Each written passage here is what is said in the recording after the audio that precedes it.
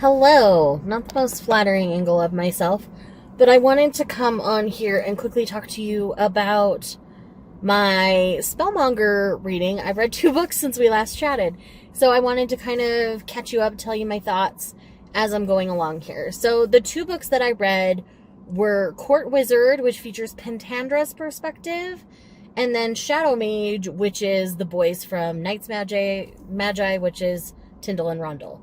So both of these books give us kind of a break from the intensity of book 7, which I think was very well needed at this point in the story. I think eventually I'd like to go back and kind of like tandem read them all, because there is overlapping between all of them. With Court Wizard, we go back to when Pentandra, like basically the beginning of book 7, where Pentandra is sent to be the court wizard in Alshar and to protect the young duke.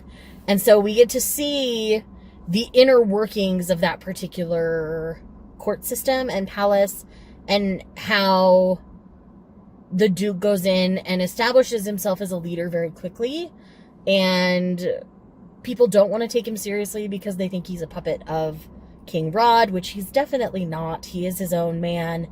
But we also see the goddess Ishi and the influence she is having on his court, thinking she's helping, but she's helping like a cat helps, where they just get in the way and knock things around.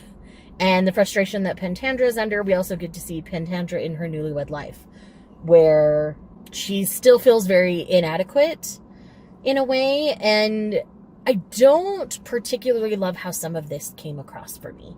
Being a woman, I like seeing a strong woman in fantasy and in fiction. It's just something that I enjoy. But with this particular one, it felt like Pentandra's, quote, sexual urges drove too much of some of the decision making and some of the narrative here. And I didn't love how that felt. Yes, she is a sex magic magician. That is who she is.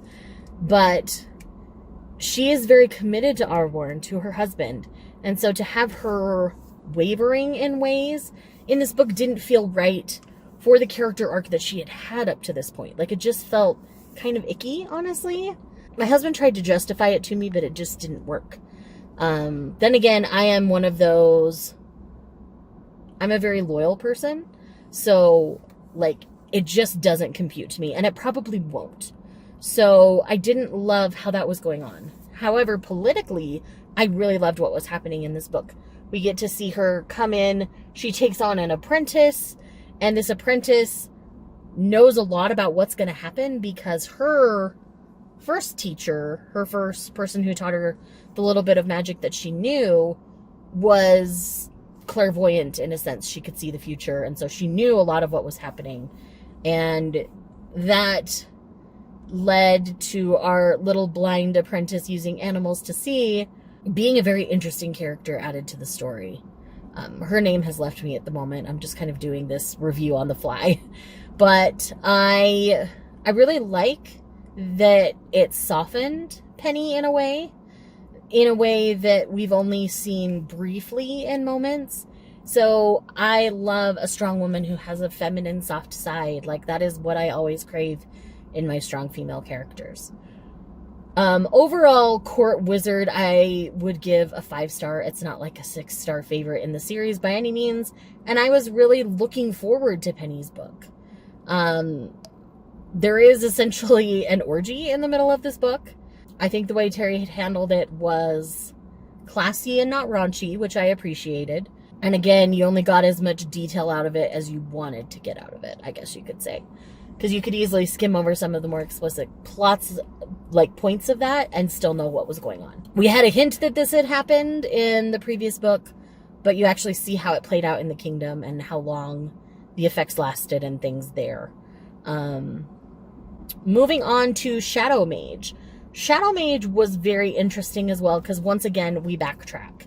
And to figure out what the boys were up to while they were away, going after the rat clan, the rat crew, I forget, the rats. They're going after the rats.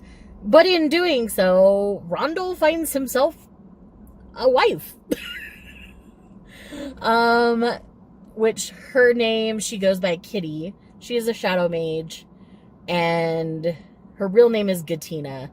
And I quite love her character. She comes in like a tornado, very brash, very to the point, and she doesn't mince her words ever.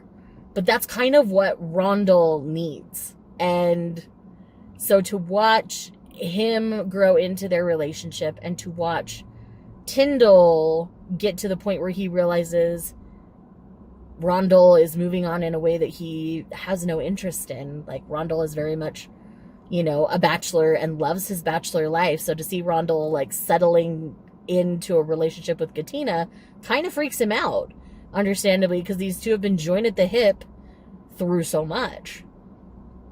Gatina and her family of shadow mages are going to be very interesting in the story going forward, and I very much look forward to seeing how all of that plays out. Outside of that, it's mainly just tracking down the rats, and then we have our points in the story where we meet up with the other storyline, because Tyndall and Rondell pop in and out of those moments, and so you see those points and then we move past them.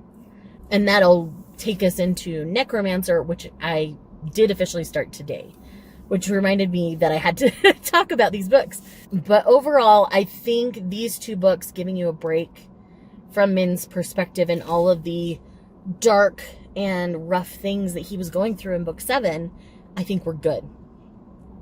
I think that book would feel less intense in a tandem read with all three of these. As they do overlap in the timeline, I do think you could do it that way. But I also understand why Terry chose not to do that as he was releasing the books. Because in doing that, it massively would have slowed down the pace of the story, because you're following 3 different, very important storylines. So I understand breaking them up into their own book and having them overlap. But as a fan, and knowing that I would enjoy seeing how it all played out together, I would love to do a tandem read in timeline order. But anyways, my phone's starting to overheat, so we're going to call this video here. Thank you so much for checking out this video and my brief thoughts on these 2 books. If you want a more in-depth video like the previous one on Necromancer, let me know, and I will do that for you. So with that said, thank you so much for watching. If you're here just because you love me, leave me a castle emoji, and I will see you guys in the next one. Bye.